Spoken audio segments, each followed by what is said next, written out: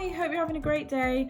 Today I'm just going to show you how I made this ring dish, some name tags and some cute little tree decorations, all using a super easy 3-ingredient air dry clay. It's so simple, so let's give it a go. So first up we need the ingredients, all things that you should probably have lying around in the back of your kitchen cupboards. So first up we need some bicarbonate of soda, 100 grams of this, some corn flour, 30 grams of corn flour, and our final ingredient is water, 120 ml of water. So I've played around with the quantities for this and I'm pretty happy with the consistency you get from these measurements. We've got all our ingredients and we're ready to go. What we need to do is add them all to a pan. So we've got our ingredients in the pan, we need to just add the water and then give it a good stir. The next step, once we've done that, is to just put it on the hob and heat it up just so it thickens as you would with, I don't know, your cooking sauce. Can you tell I'm not a chef? Keep stirring while we're doing that to try and make the consistency thick and almost sticky but more dough-like. So I've just taken it off the hob. This is what the consistency is that we're aiming for. Almost like thick icing sugar. I don't think it tastes very nice though, but now we just need to pop this to the side and leave it to cool down and then it's ready to work with. Just laid down some baking paper to protect the surfaces because it can be quite messy. I'm not the tidiest of people, so this is a wise choice. So the dough's cooled down and I've just popped it back into a bowl with some extra corn flour just to stop it from being quite so sticky. So just give it a bit of a knead until it's like a doughy consistency. I'm making a right old mess here.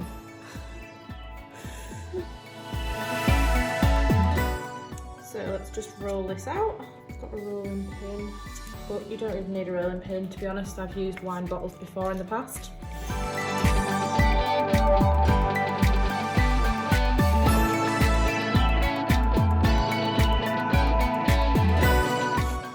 Okay, once it's rolled out and at the right thickness, what I'm going to do is I've got a set of these cookie cutters. I think I just got these from B&M, my favourite shop in the land.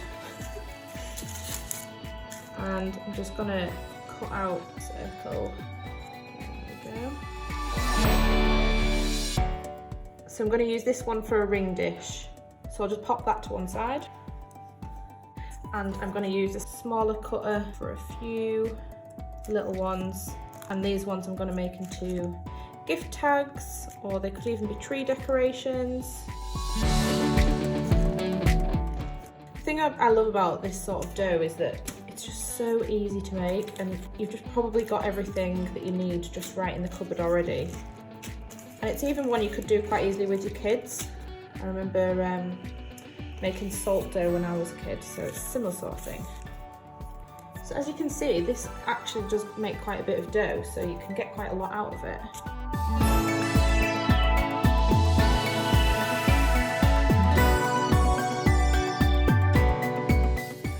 And the last little bit now. It reminds me when I used to make cookies when I was younger, and I'd always make a tiny one with the last little scraps, always thinking it would be the best bit, but obviously it just burnt, didn't it? So it was horrible. Okay, so we've got 8 out of that, which I think is fairly good. So with these I'm going to make them into tags or tree decorations, and what you need to pop the hole in there is just a straw.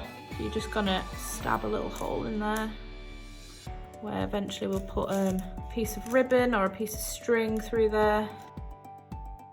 So we could just leave them like this as they are, wait for them to dry and then paint them up. So that's what I'll do with some of them. Another nice little touch that I think is lovely to make them a little bit more personalised is you can use a stamp to stamp out letters or initials. So I've just got this set here. I think I ordered these from Amazon, or maybe I picked them up in Home Bargains or somewhere like that.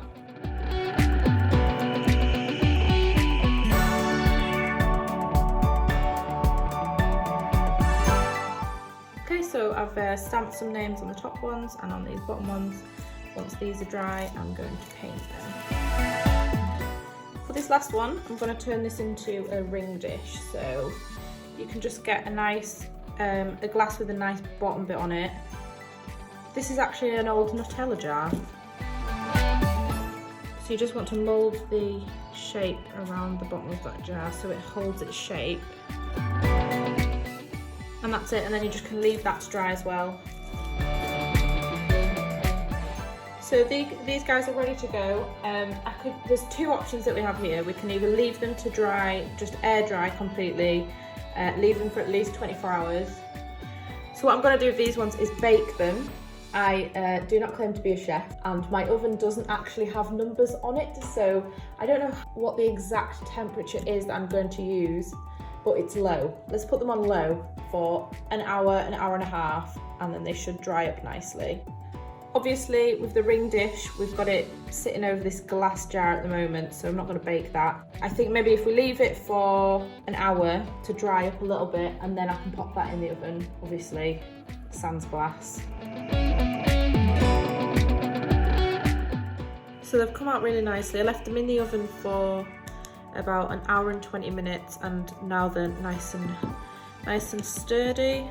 They're not crumbly or anything. If there is some little rough edges, you can just sand that down with a bit of sandpaper or a nail file. What I'm going to do is I'm just going to pick up the detail in these bits that I've stamped with some gold paint. So let's do it. So the paint I'm using, I'm just going to use this enamel paint and a tiny brush.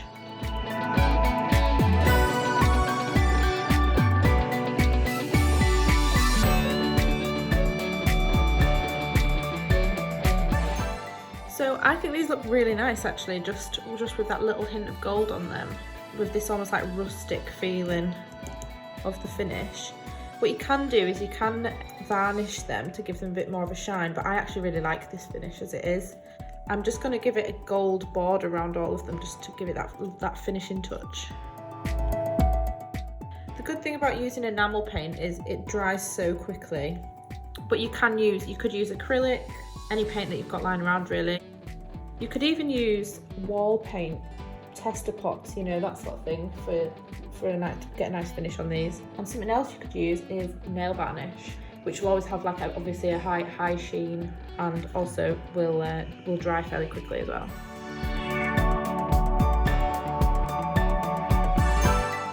Once they're dry, all we've got to do now is to just add a string.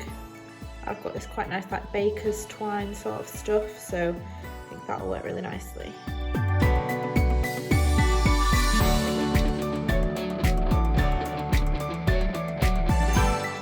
there we go. Finished tag, which is really nice and personalised, and you know, something that they can keep if they want to, or even to stick on the Christmas tree.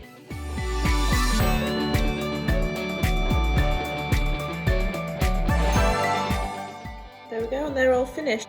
For these ones, I'm going to make them into tree decorations, and I'm just going to go so simple with these, and all you need is a Sharpie. It might be useful to trace this out in pencil first, but I'm just going to go for it.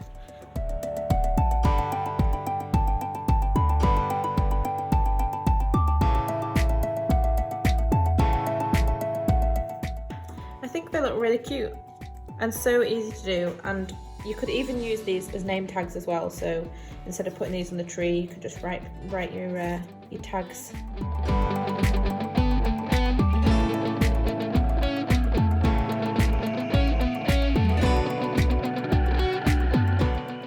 For the ring dish, I think I'm going to do something inspired by my background, maybe a bit of a diagonal geometric shape, and then a few polka dots as well.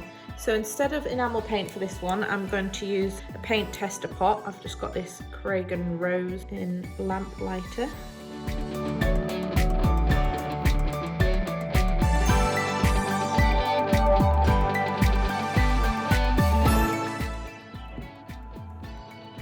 So I want to just do some polka dots on here. I think I'm just going to do them in black paint. My favourite way to do that sort of thing is if you get an old pencil and then you attach just a pin a dressmaker's pin in the end, one of these ones with the circle in the end, then it makes the perfect dotting tool.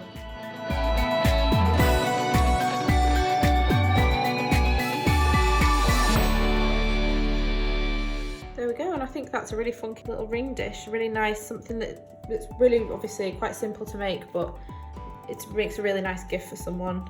And again, you could personalise this, you could stamp it as I did with the tags, or you could write in the name. I quite like this sort of matte finish that it has, but what you can do is you can spray paint it with a spray lacquer, and that will give it a bit more of a glossy sheen when it's finished.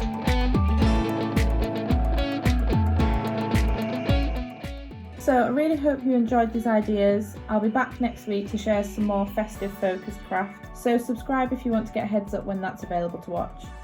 Thanks again for crafting with me, and I'll see you next week.